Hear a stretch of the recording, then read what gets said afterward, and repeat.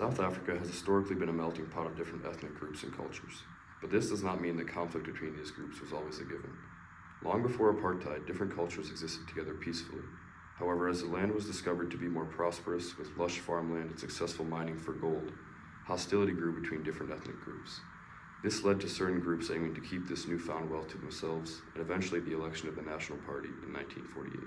In 1913, the South African government passed the Natives Land Act, limiting black African land ownership to 7%. It also outlawed black Africans from purchasing land unless they were employees of a white master. While this law was formed 35 years before the official beginning of apartheid, it is clear which direction South Africa was heading. The National Party was initially founded by J.B.M. Hertzog in order to fight against the governmental policies of John Christian Smuts. Hertzog believed that whites were in need of greater protection for black Africans, and in 1924 he led a nationalistic labor coalition that defeated the government. Hertzog and Smuts then formed the United Party together. The National Party, however, was kept alive, and in 1939 Hertzog left the United Party and rejoined the National Party as the leader.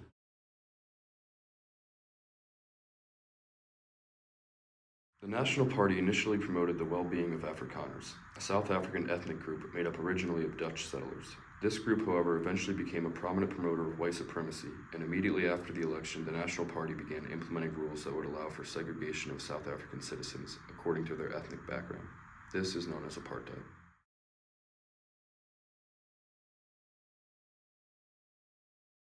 Apartheid was a systematically enforced method of racial segregation that took place in South Africa from 1948 to 1944.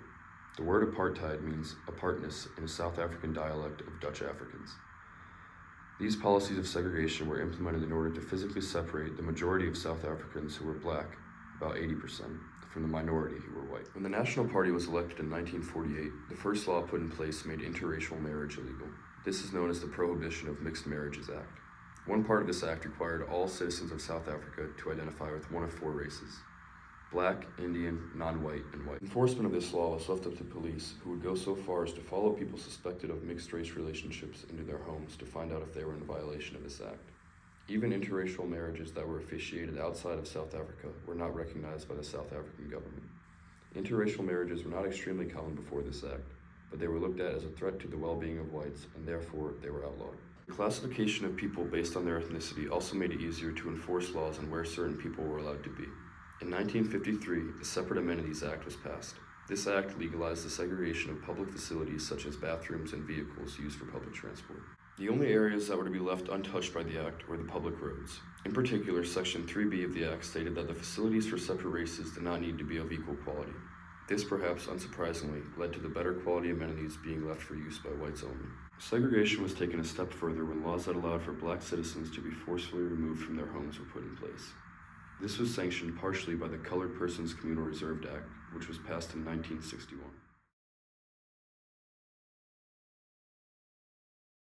This act denied black Africans from entering into urban areas and lowered their wages, forcing them to live on plots of land in the reserves. The citizens would be forced to live in certain areas according to their ethnicity. Whites, however, remained where they were, occupying the larger cities. One of the larger aims of apartheid was to provide cheap labor to whites. As a result, there were laws put in place to ensure that only whites had access to skilled jobs, leaving people of color to work mainly on farms or mines. The Bantu Education Act of 1953 allowed for the restriction of education of people of color. Up until this act, the majority of schools serving black students were run on state aid.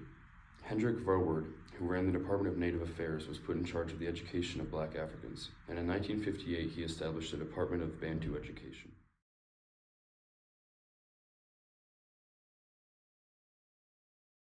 These schools were in the Bantustans, reserves that the government kept as homelands for black South Africans.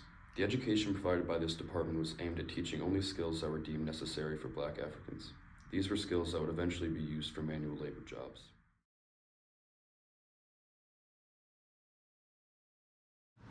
A major idea of this schooling was to provide the narrative to the students that black people must accept being inferior to white people.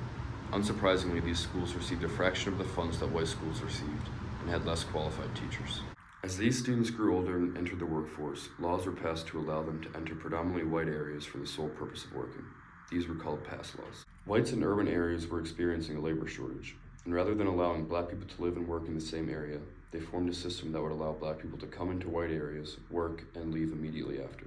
The main component of this system required black people working in white areas to constantly carry documentation that stated that they were legally allowed to work there. White employers were still not satisfied with this level of protection, so they created the Abolition of Passes and Coordination of Documents Act, which passed in 1952. This act replaced passes with detailed books that included employment information and fingerprints. Black men over the age of 16 were required to carry these books at all times. This act was the largest reason for imprisonment among all of South Africa. In order to maintain apartheid, segregation expanded into the political realm as well. The Separate Representation of Voters Amendment Act was introduced in 1968. This act removed the only 4 members of the House of the Assembly that were elected by black voters and got rid of the singular seat in the Senate for a non-European.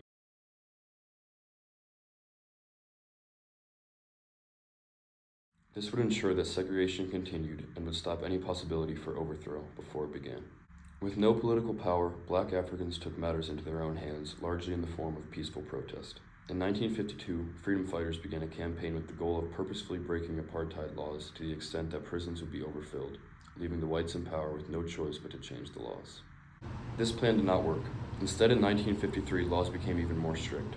In 1960, Sharpeville, South Africa was home to a protest that ended with South African police shooting 69 unarmed people dead and leaving 180 men, women, and children injured.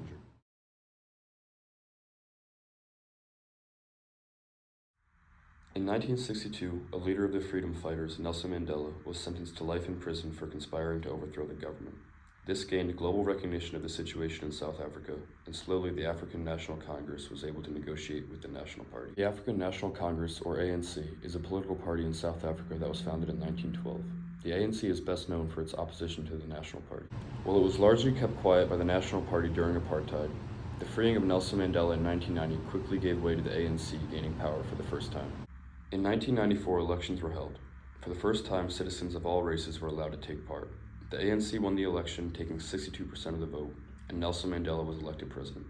With this election, the non-Europeans of South Africa were free, and the apartheid was abolished.